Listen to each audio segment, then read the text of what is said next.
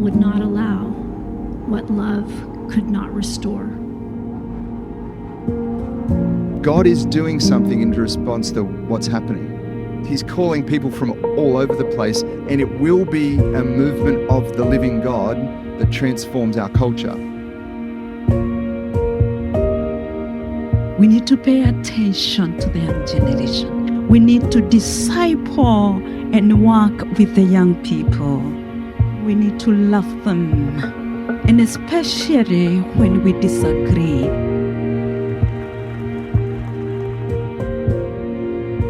The main issue is providing that safe place for children to grow in, because having the neglect, rejection, abusiveness, all of that, a child may not show these signs, but as you know in the research, it comes up in life. The born gay myth robs people of hope.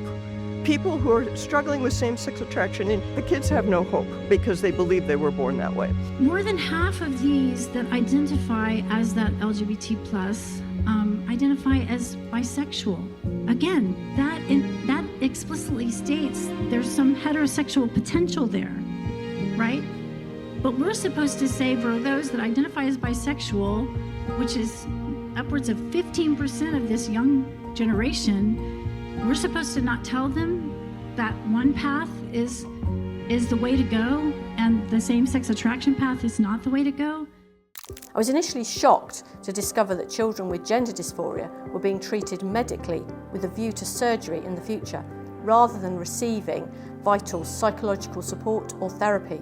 The mind asks, who am I? And the body asks, am I safe? Until both start to speak the same language, identity will remain fragmented in the body and the person. Oh, but here's the good news. Biology is not destiny. We know that. When the body feels safe, clarity often starts to follow. The born gay idea allows anti-discrimination law to treat homosexual behavior as if it were the same as race.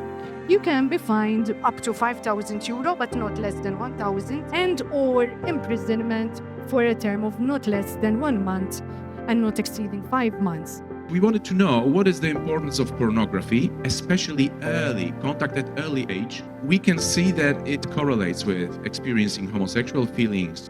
So someone with autism spectrum disorder, you can imagine, might struggle to feel comfortable in their gender role socially, might struggle with general acceptance with peers, and they might have very rigid thinking and expectations about how one should feel as a male or a female.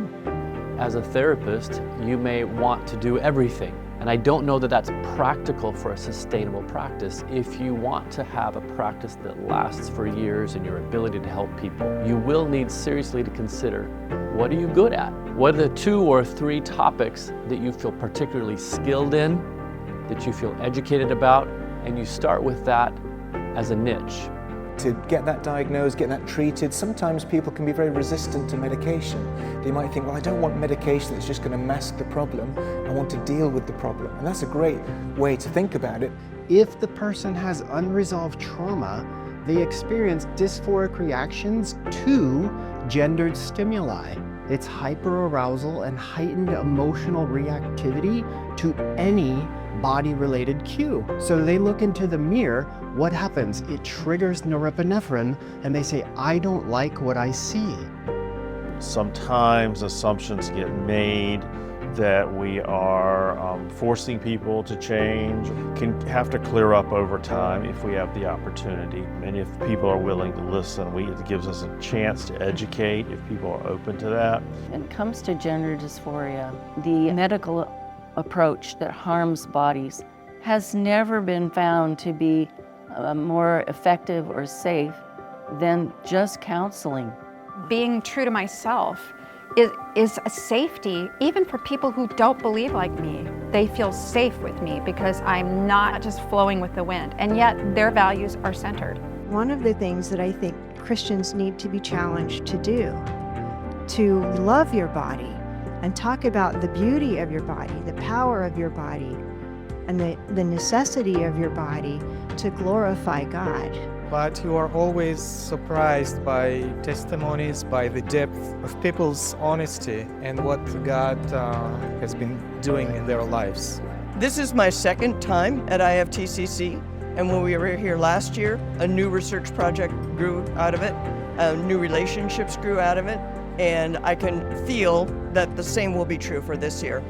More new friends, more new projects.